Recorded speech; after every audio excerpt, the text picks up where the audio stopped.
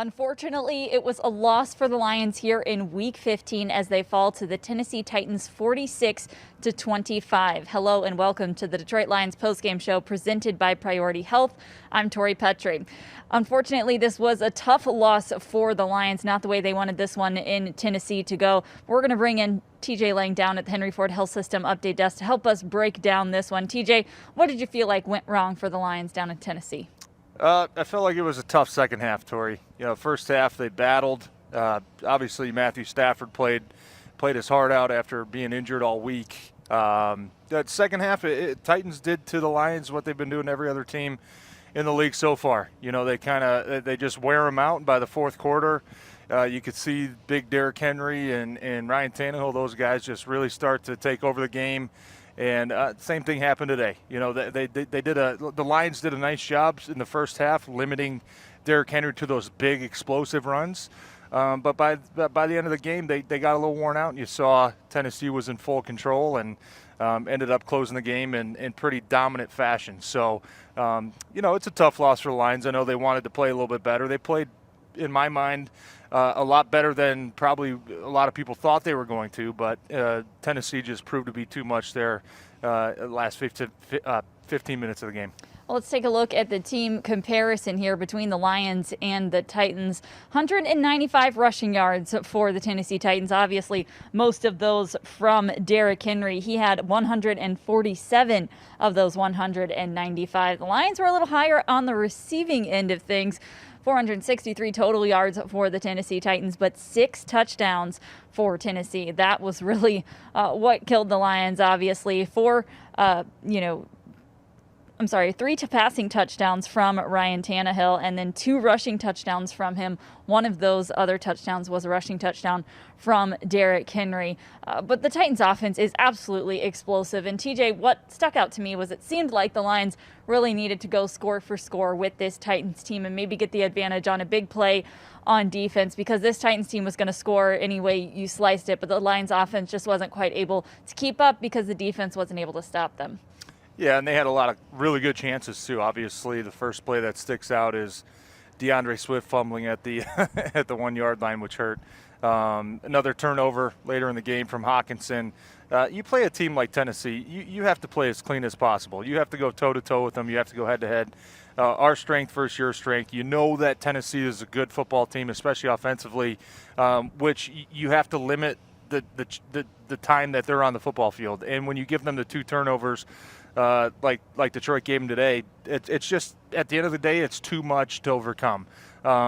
So I thought, look, everybody was talking about Derrick Henry coming into this game. Yes, he did have a nice game, 160 yards or so, averaged over 6 yards a carry. But I really feel like the game kind of came down to the way Ryan Tannehill played. Mm-hmm. And he was just absolutely phenomenal. You mentioned the 3 passing touchdowns, the 2 rushing touchdowns. You get that kind of production out of this kind of quarterback who is generally not considered really a top 5, maybe a top 10 quarterback in this league. When he's able to do that to you consistently up and down the football field for the whole game, and you have to deal with Derrick Henry, it spells a long day for your defense, and that's really the bottom line. That's what it came down to, is a long day for this defense. Yeah, this was an injured Lions defense. Obviously, in the secondary, missing Jeff Okudah, Desmond Trufant, who are on IR before the game. Darrell Roberts was put on the inactive list, so the Lions were very thin in that secondary. That certainly doesn't help you when it comes to defending the pass. TJ, what did you feel like wasn't working for the Lions on defense against this Titans offense? We saw kind of the same things that have been hindering this team all year. Obviously inability to stop the run, inability to get to the passer, although we did see a really nice play that we'll showcase later from Romeo Okwara there getting after Tannehill. But the consistency factor, you didn't do it enough. You didn't do it often enough. On the early downs, 1st and 10, 2nd and long, you didn't force Tennessee in any 3rd and long situations consistently enough. And when you did finally in the third quarter there, only a 1-score game, Tennessee 3rd and 11, they get a 20-yard pass and then they go down and score. That kind of sums up not only the game but kind of the season. Right when you have the other team in a position where you can strike and take advantage, all you need is one big play. the Lions failed to come up with that. So I thought there were some nice individual performances from this defense. But when you talk about consistently getting to the ball carrier, taking him down, getting to the quarterback and putting pressure on him and putting the hits on him, making him maybe make a mistake to give you the ball back, definitely wasn't there today. And it showed. They battled really hard. They competed really hard. Just in the fourth quarter, obviously Tennessee had too much firepower to work with. Yeah, the Lions were only down 6 points with 4 minutes and 9 seconds left there in the third quarter. But like you said, it really got away from them in the fourth quarter. They finished with a 46-25 final score there. So that Titans offense was really able to have their way in the fourth quarter. But TJ, a couple key moments in this game stuck out to me. One of those was that fumble from TJ Hawkinson. Obviously a little bit of a review there. What did you make of that play? Well, it's tough. It's tough. Either way you look at the review, whether it's a good call, whether it's a bad call. I know T.J. Hawkinson, watching him go to the sideline and the look on his face, the disgust that he had with himself, obviously kind of tells you everything you need to know, right? Nobody's arguing the call, but obviously when you play a team like the Tennessee Titans or you play these top teams that are playoff bound, you cannot give them an extra possession. You just can't. And especially in the red zone, when you have a chance to go score points, that really ended up turning out to be a 14-point swing with Tennessee going down the field. But it was tough, and it wasn't the only one they had. I mean, DeAndre Swift obviously fumbling at the 1-yard line is just as bad as well. But when you get on the plane and you're in the locker room after the game and you're getting on the plane coming back and you're watching the film, and when you land tonight and you're watching the film again, you realize all week we prepared ourselves to go against this big dog team, right, in Tennessee, powerhouse in the AFC. And really what it comes down to is those guys probably feel like they were able to beat that team. They feel like they competed a lot harder than what the score might have said outside of one or two mistakes. Obviously, the Hawkinson fumble was big. The Swift fumble was big. You just can't make those type of mistakes against a team like that because they will make you pay, and they made the Lions pay today.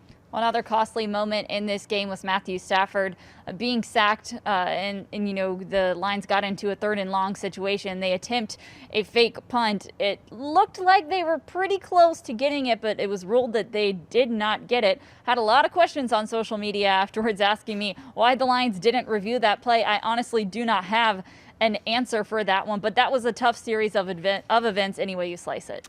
It was, and I am like you, Tori. I have no idea why they didn't at least take a chance at throwing the flag. At that point in the game, what do you have to lose, right? You're either giving them the ball back or you have a chance to retain the ball and maybe go score.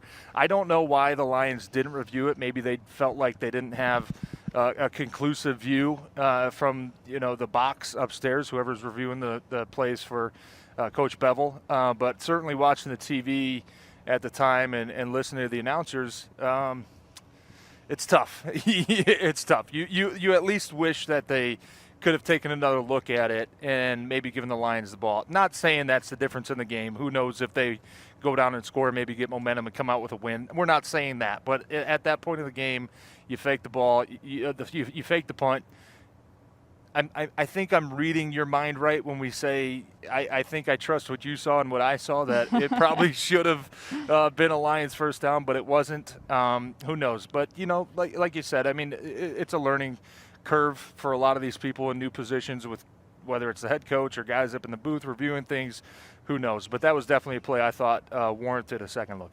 Well, maybe the interim head coach can provide us with a little bit of clarity of what went down on the field, whether during that play or elsewhere in this game. Darrell Bevell headed to the virtual podium to chat with reporters after the game. Here's what he had to say. Just got to start off with just talking about Matthew and, the toughness that guy shows, and, the gritty performance that he was able to have today to even get himself right to go out there and play. Thought that was just gutty and gritty by him. Doesn't really surprise me, like I talked about, during the week. And then as far as the game goes, offensively, thought there was some good things going on, but cannot turn the ball over. I mean, to turn the ball over on the 1-yard line, and then I think the second one was in the red area as well. Can't do it, and you really take the game out of your hands when you're giving the opponent the ball back. And then defensively, I think the game, as we talked about during the week, was going to come down to first and second down more than anything. Because the third downs, if you make them, short, it's much easier to convert. we were unable to do that. Couldn't really ever get that under control on first and second down. So made it a long day for the defense on that side of the ball. So any questions? Justin, go ahead. Darrell, what is it like being on the sideline when your defense can't get a stop in a game like this? I think they had 7 scoring drives on 9 possessions, and 6 of those were touchdowns. When you can't make adjustments, what does that feel like? Well, Justin, I'm not sure it has anything to do with adjustments. I mean, the one thing I'll tell you is the guys are playing hard, and we knew the challenge was going to be that opponent and the way that offense is able to run. And it was a long day for our guys. I will say that there was obviously the guys are frustrated. They want to do better, but you got to give credit to Tennessee and how well they played on offense. I know injuries can't be an excuse, but you're running out a cornerback today. I think his first game ever. Shorthanded at seemingly every spot, and some injuries that stacked up in the game. How difficult is this to continue to adjust to the situation, even though injuries are part of it? Yep, they're part of it for sure. And we're not going to use that as an excuse. I mean, these guys love playing football. All the way down to Alex Myers. I mean, loves to play football, wants to be in there, wants to put a good effort on tape for himself. And, so I can't say anything about the effort or anything that those guys are doing. They're working and trying to, put themselves in the best situations to win. The coaches are working, and obviously you got, you're bringing in guys that, you just kind of keep getting further and further down the line. So you got to get guys caught up to speed. So sometimes that limits some of the things that you can do as well. But these guys are continuing to play. Thank you, Bev. Justin Rose.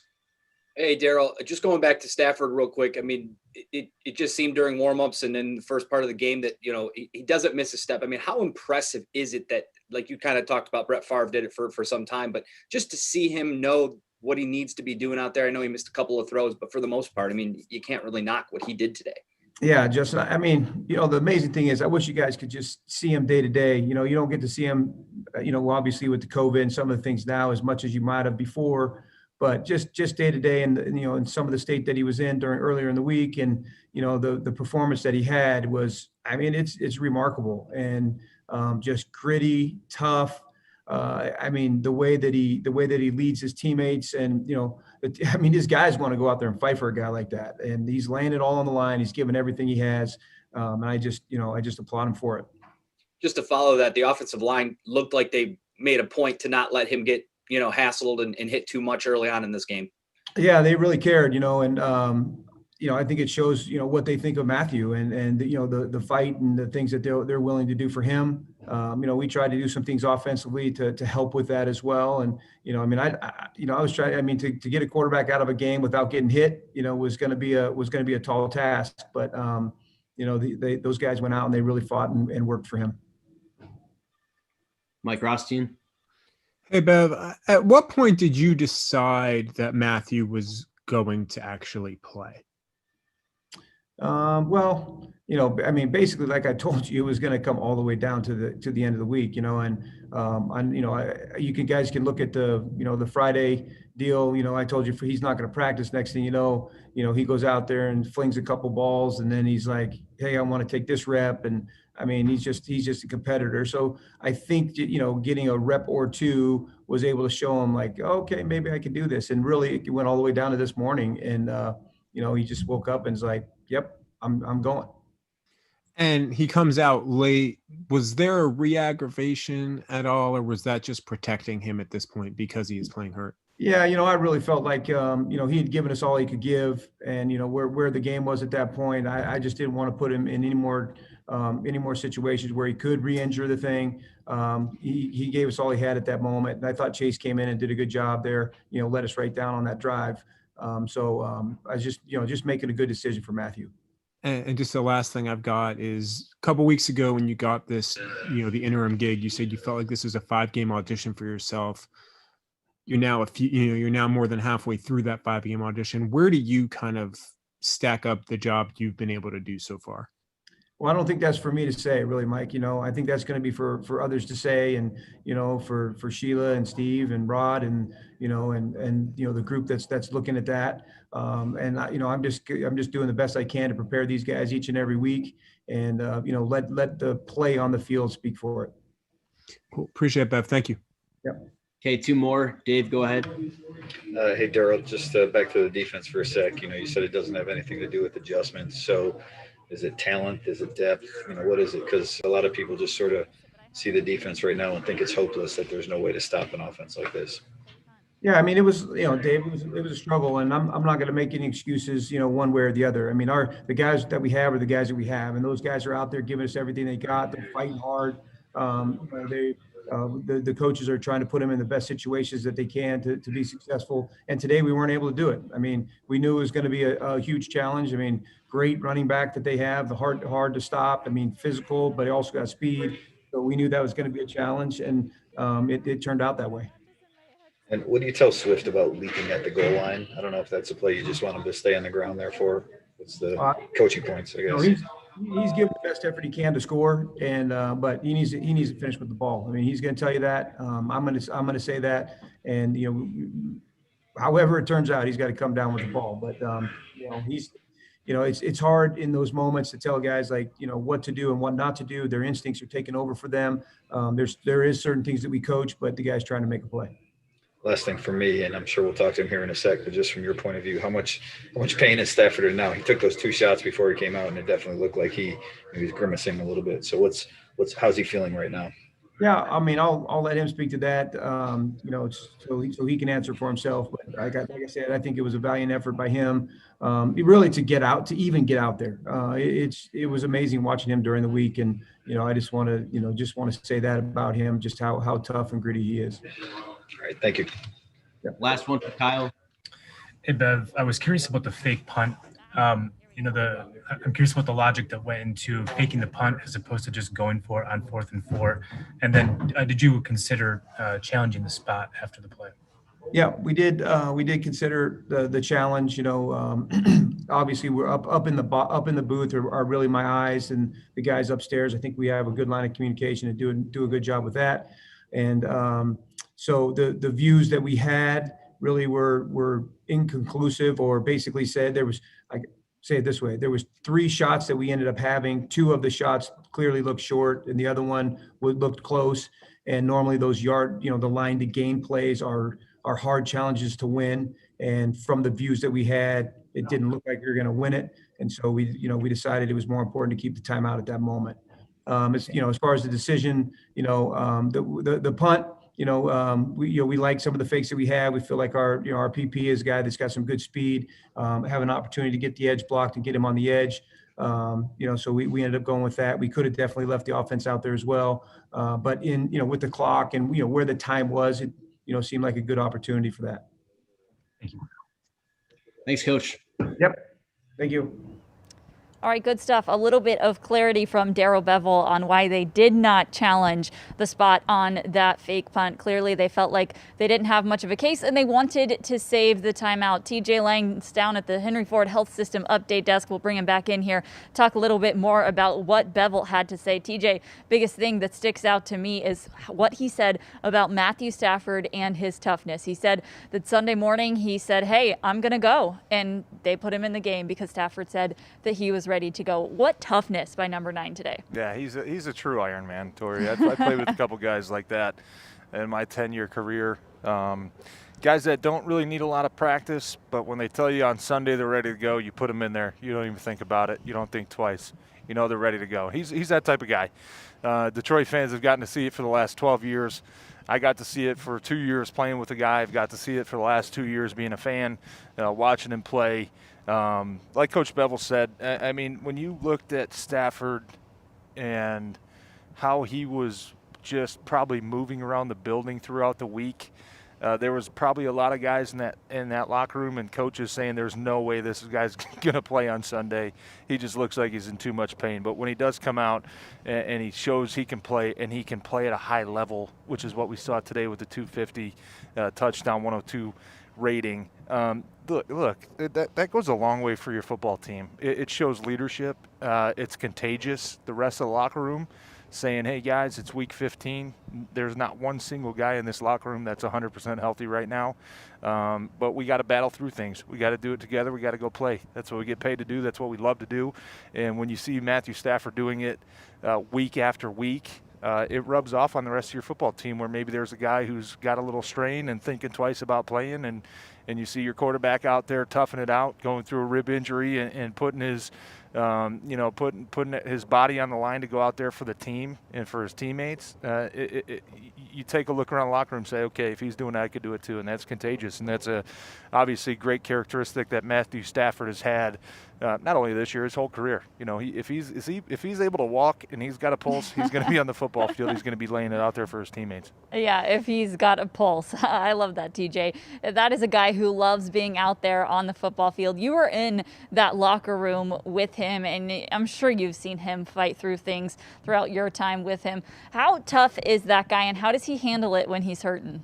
He's extremely tough, and toughness isn't just about playing through injuries, but playing at a high level too, right? It's easy to go out there with a sprained ankle or something and 3 plays later say, I'm hurting too much. But to be able to fight through it takes a lot. I mean, it takes a lot of toughness, takes a lot of courage to lay it on the line for your teammates. I've seen him play through a lot of things. I mean, it's incredible. And honestly, like I said, contagious factor, it's inspiring too, and I think it's an important lesson for a lot of the young guys in the locker room too, saying that, hey, it's not a 12-week season like it was in college. We got 16 games to go. In the last 3 or 4 games, you're going to be beat up, man, but you got to find a way to take care of your body. You got to find a way to get out there and play because your teammates are depending on you. And that locker room depends on Matthew Stafford more than they depend on anybody else in that locker room. And he knows that. And he doesn't want to let the guys down. He doesn't want to, feel like, he's letting his teammates down, his coaches down. He's going to go out there. If he can walk and he has a chance to go play, he's going to go do it.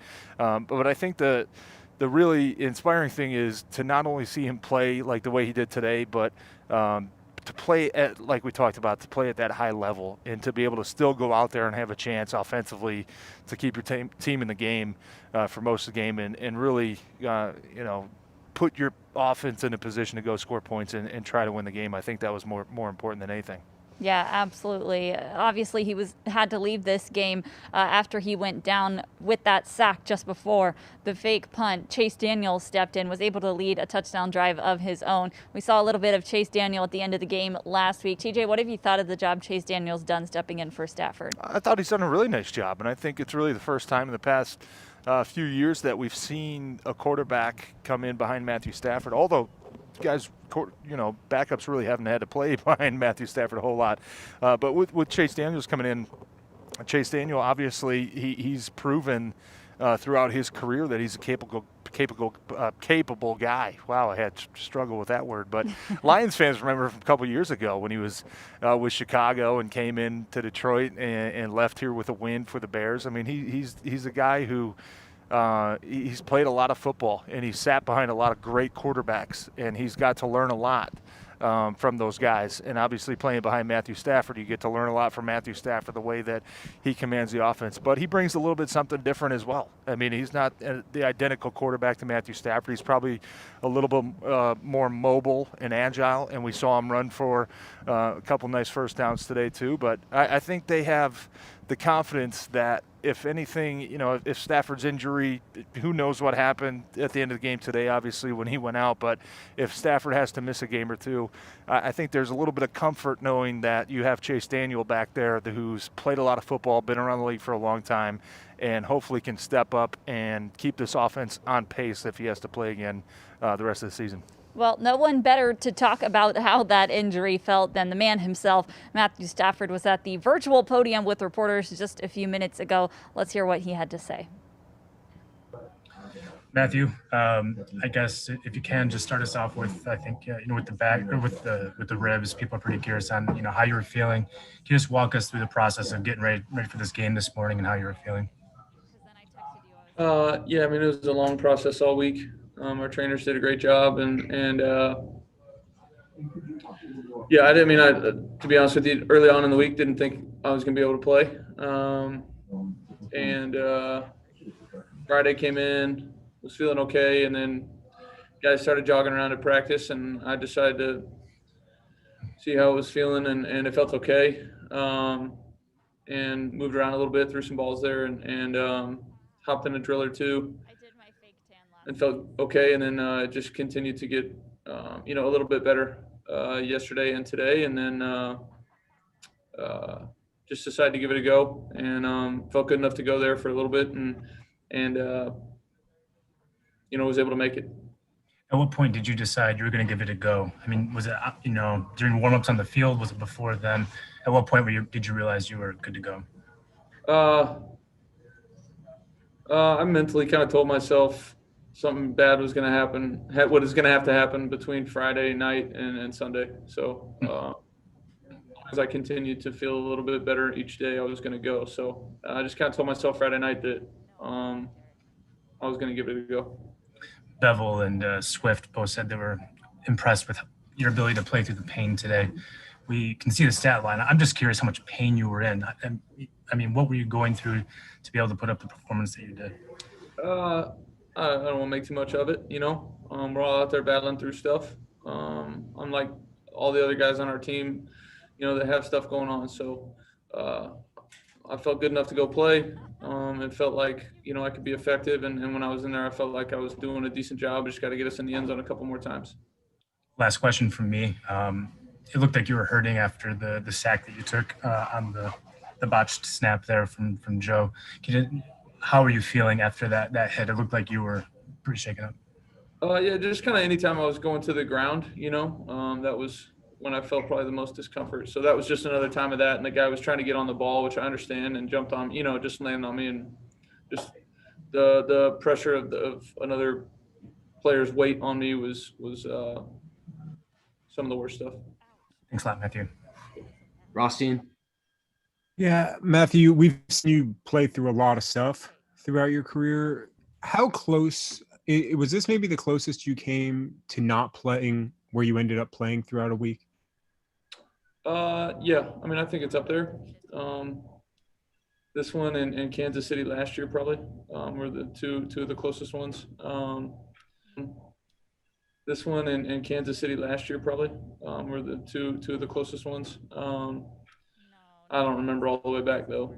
A lot of games in there somewhere along the way, but yeah, I mean, I did not feel good enough at all on Wednesday or Thursday or Tuesday or any of those days. So just glad it kind of turned the corner for me, and I just want to go out there and try and help us, win.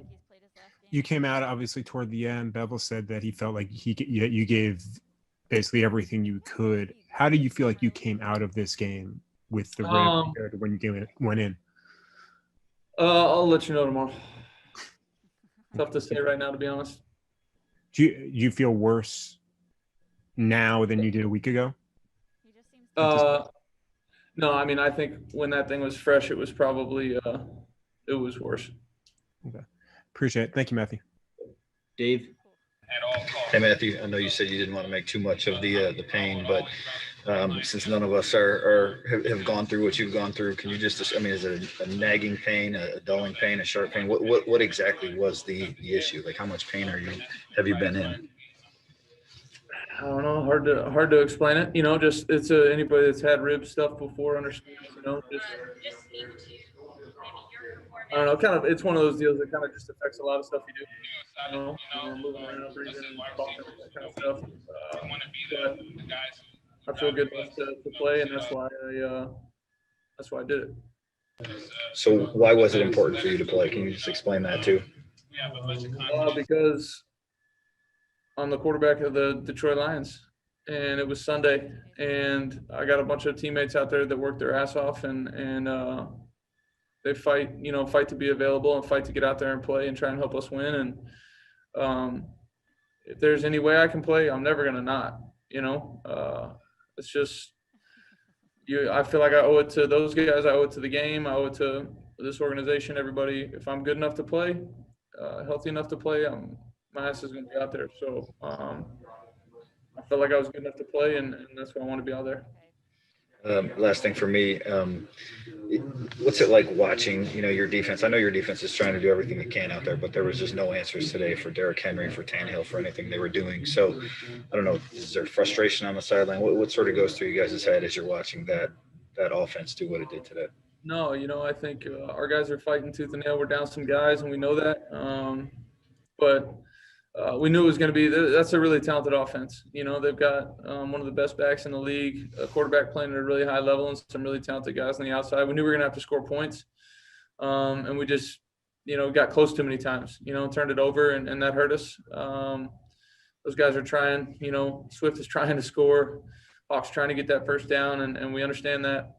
It's just unfortunate that we turn the ball over in those situations because you give us, 10, 14 there. I don't know. The end of that game probably looks a whole lot different. So we were preparing to have to go and score a bunch of points and just fell a little bit short on offense. Thank you. Okay, time for two more. Justin Rogers.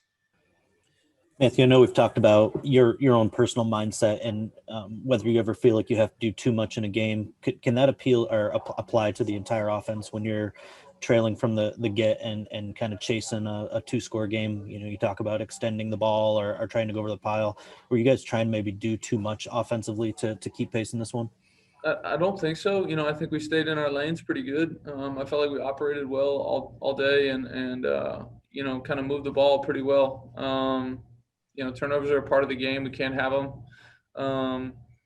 But I know Swift's gone up and over the top for touchdowns before. And I know Hawks reached the ball out to get a first down before. We can't do it. We can't have them, them end up with the ball after those 2 plays and no points out of that. We understand that. Those guys will be the first guys to tell you that. But as a whole, as a unit, I feel like, we did a good job of just playing our game. I mean, I thought Swift did a great job bouncing back. He's got that bad, fumble there, but played the rest of the game, played really well. So there's a lot of football to be played. You can't just shut it down if you make a mistake, and those guys did not, which I was happy for. And then just one more on the injury front. As we were watching kind of early, it felt like a lot of your throws were short, safe, quick, but you started uncorking them downfield. Was there anything you felt like you didn't have in your tool set today that you normally have because of the injury?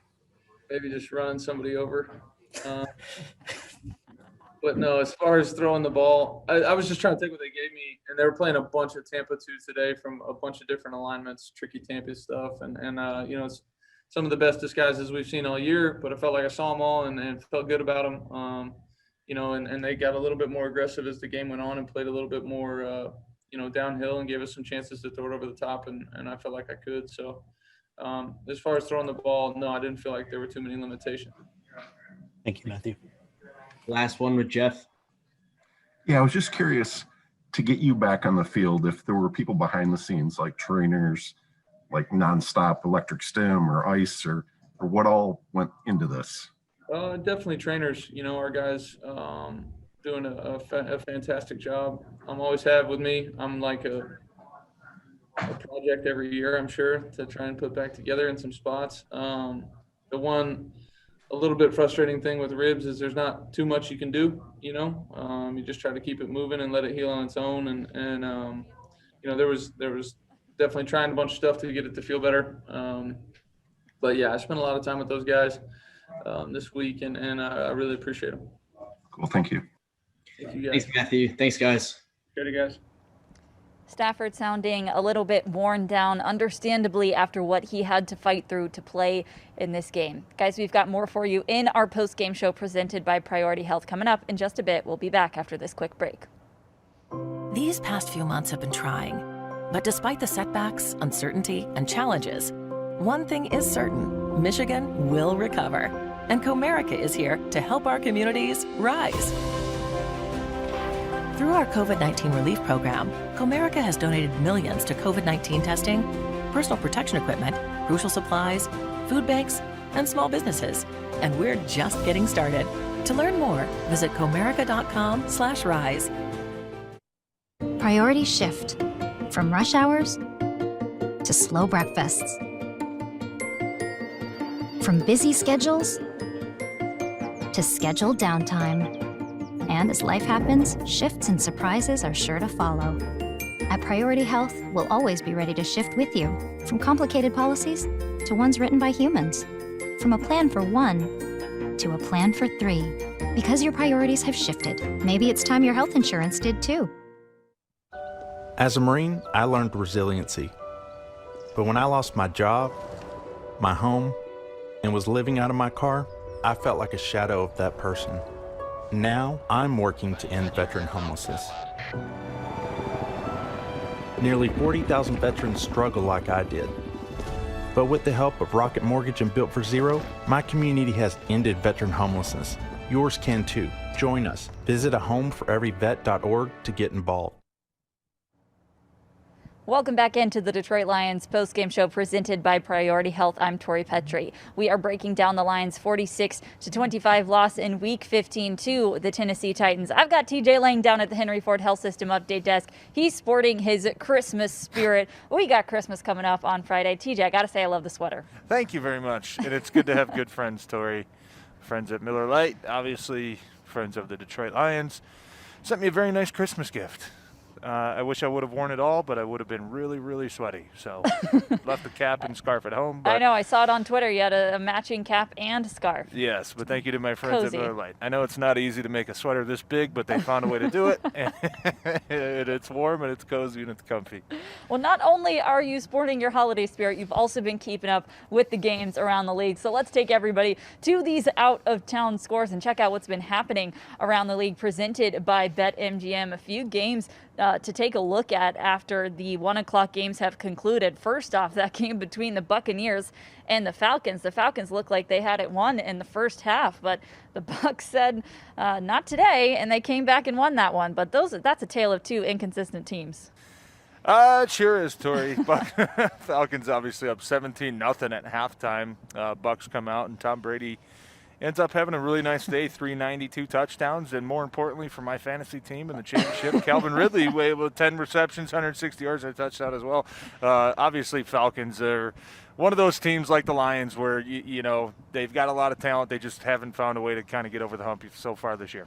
I feel like I can recite who's on your fantasy team because I hear you talk about it so much every single week. I know you're keeping an eye on Justin Jefferson there in that Chicago and Minnesota game. Yeah, he had a nice game as well, although they came up with a loss. You know what's crazy, though? That was actually a really close game, one of those traditional kind of black and blue NFC North games. And Vikings had a chance there at the end with the Hail Mary throw, and Eddie Jackson for Chicago made a nice play, and Justin Jefferson, I think, was probably a foot away from grabbing that ball and coming out with a win for Minnesota. But obviously a huge game. I mean, Chicago gets back to 7-7 on the season with 2 games left. They're still fighting for a playoff spot. Who knows what's going to happen with the Cardinals obviously leading Philly right now, but it kind of seems like those two teams are almost vying it out for that last and 7th and final spot in the playoffs. Yeah, absolutely. A big win for Dallas over San Francisco as well. That game's over the weekend. The Green Bay Packers getting another win themselves. And obviously we talked about this on the pregame show, Buffalo getting that division title. Well, I wish there was a petition where we could move the Detroit Lions to NFC East for a year because they would be right in the mix. Dallas gets to that 5-9 record. Washington, you know, the Giants are right there. I mean, that's really just pretty ugly division at this point. I don't know if they're all just really good or they're all really bad, but there's going to be one team that comes out. There's going to be a team that comes out of there with maybe 6 or 7 wins and has a home playoff game, and whoever's going there on the road is probably going to be frustrated. But that's a tough division. You look around the other games too. I mean, no real surprises, right?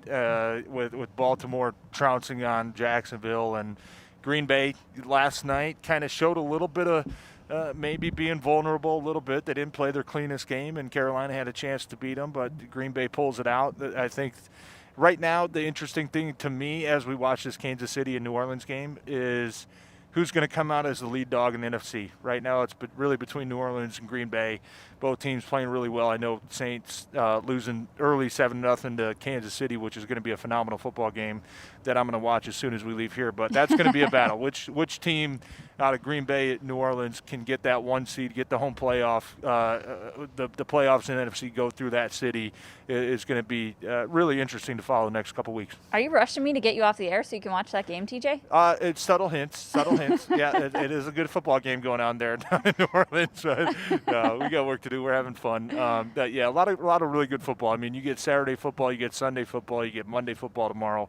Obviously, next week's going to be fun too, watching the Lions play on Saturday. We haven't seen that in a long time. Absolutely. Day after Christmas, little holiday spirit around here at Ford Field as the Lions wrap up their final 2 games of the season. Will be interesting to see them face that Bucs team that was able to come from behind and beat the Falcons today. But TJ, before we wrap up on our post-game show here, I want to take a look at some of the positives people can take from today's game. Obviously, Matthew Stafford's toughness is one that, sticks out above the rest. One other one I do want to touch on is DeAndre Swift. Obviously, he did have that fumble, not what you needed at that point in time, right at the goal line, about to score, fumble the ball. But thankfully, the Lions defense was able to come up with a big play to get the ball back to the offense, and they ended up scoring on the ensuing drive. However, what sticks out to me about what DeAndre Swift is able to do is that even though he is a rookie, whenever he makes a mistake, he never lets it get him down. He always comes back, plays hard. It's like the mistake never even happened, and that's tough to do as a rookie, TJ.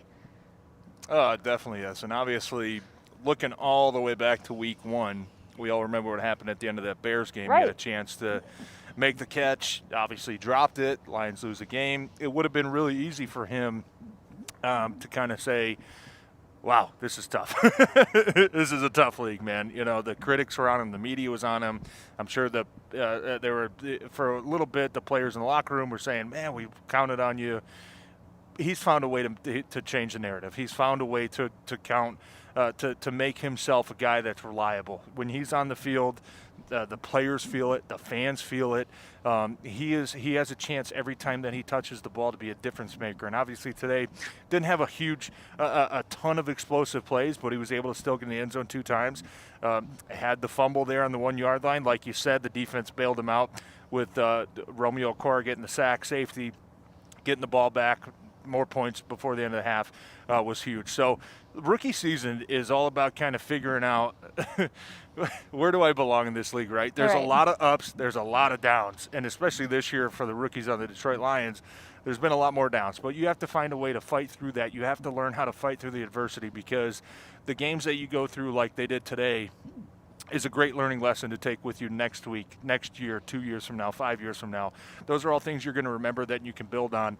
And DeAndre Swift's obviously one of those guys. And one other guy that I know you didn't mention, I want to mention real quick too, the last really 4 or 5 games, who has just been one of the most steady players, not only on this team, but in the whole NFL, is Marvin Jones. The games that he's been playing, coming down with the ball, 12 targets today, 10 receptions, 112 yards, got in the end zone again. It's without Kenny Golladay. He's getting the best corner that the other team has to offer. He's getting all the coverage. He's getting the double coverages. And to still produce those kind of numbers, going into a free agency year obviously is huge for him. But the way that he's been playing really the last 4 or 5 games, he's been playing lights out. And he's the guy in the locker room that I think you have to look at if you're new management maybe coming in. He's a guy that you want to keep on this team, because you see the positive impact he has, and you see the contagiousness that comes with his competitiveness and the way that he goes out there and plays the football game. So I'm really proud of Marv, being a friend of his and playing with him, being a former teammate of his, just the way that he's played as well. He was just another guy I wanted to mention as having stepped up to the challenge and really been doing a nice job for himself. I'm with you. Great player and even better person. Definitely deserves the credit. I'm glad you brought him up. I do want to touch on our play of the game for this week, and that would be that safety from Romeo Okwara. Like you said, bailed out that fumble. What did you see on this play? Extreme athleticness that I could never even dream of. I think is the first thing that sticks out. A little jealous? Obviously, yeah, very jealous, yes.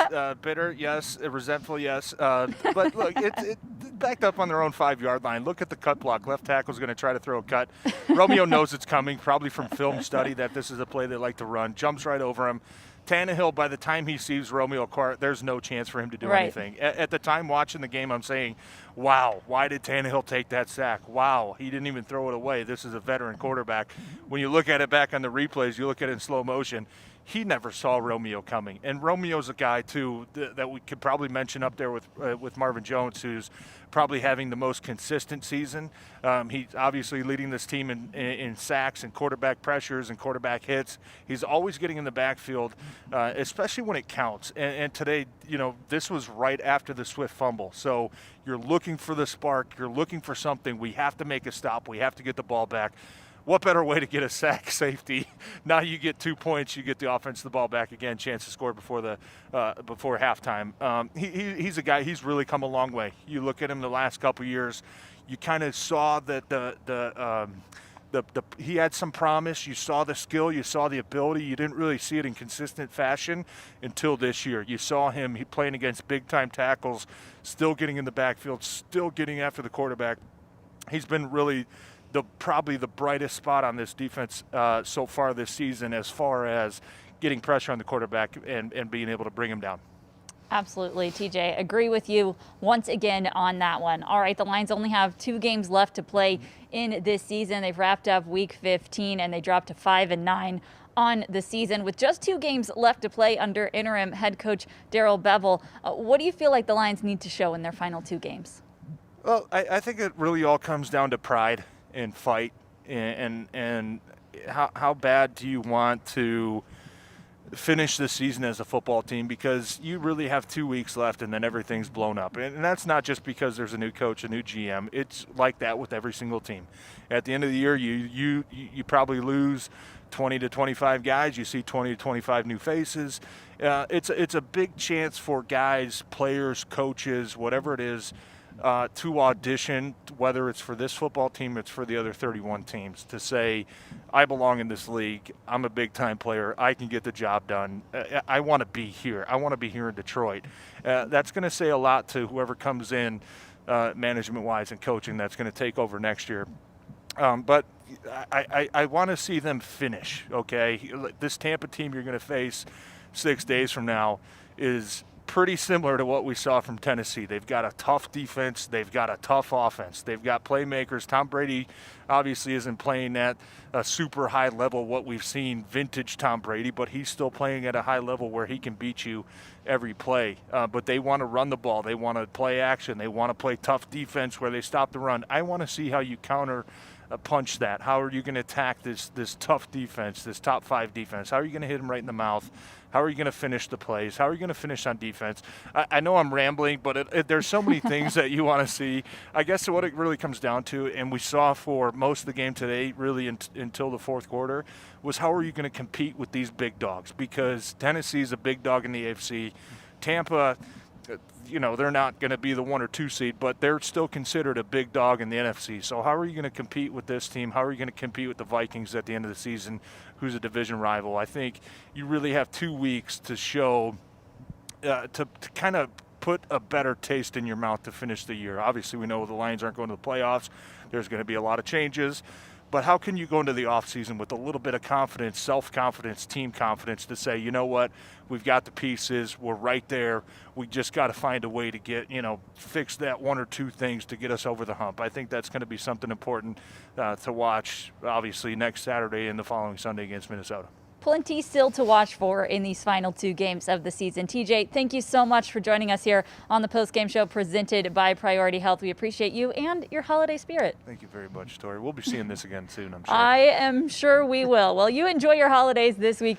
Thank you so much for hanging out with us. And thank you to our viewers for hanging out with us as well. We always appreciate you spending time with us after the Detroit Lions games. Make sure you join us next weekend on Saturday. Don't forget, the game is not on Sunday, so set your clocks to remind you that game will be at 1 p.m. on NFL Network next Saturday. You can always join us for our pregame show right here before the game. Thanks, guys, for tuning in. We'll see you Saturday.